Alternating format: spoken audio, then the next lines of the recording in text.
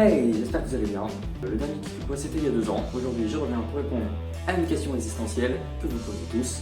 Pourquoi le ciel est-il bleu et pas vert, par exemple? Générique.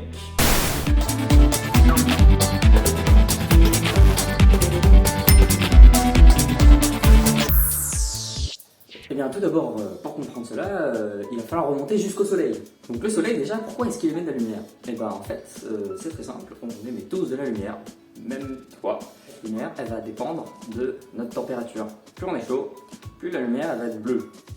Donc nous, par exemple, on est à 37 degrés, donc on émet de la lumière infrarouge. Bon, on la voit pas.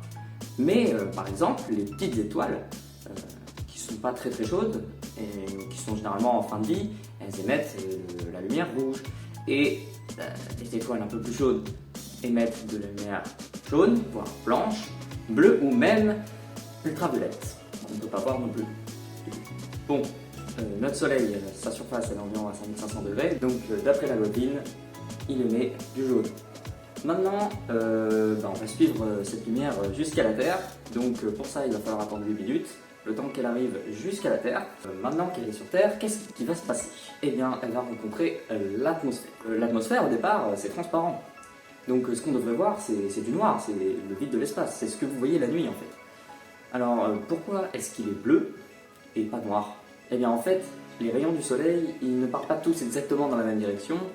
Donc, ils arrivent essentiellement là où vous voyez le soleil, mais ils se répartissent un peu partout. C'est pour ça que on les voit partout dans le ciel. Mais alors, là, tu viens de me dire que le soleil, il émettait des rayons jaunes. Donc dans ce cas-là, le ciel, il devrait être jaune.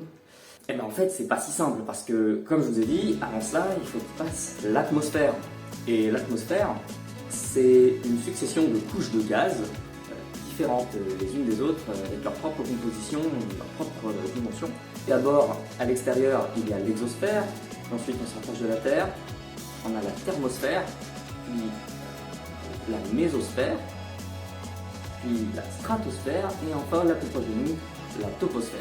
Celle où, par exemple, se forment les nuages. Dans ces différentes couches d'atmosphère, on trouve différents gaz comme l'oxygène ou l'ozone, et on trouve aussi notamment le dioxyde de carbone qui tend à le rendre un petit peu moins transparent, un petit peu plus opaque, un petit peu plus réfléchissant, et c'est aussi ça qui va être à l'origine de l'effet de serre.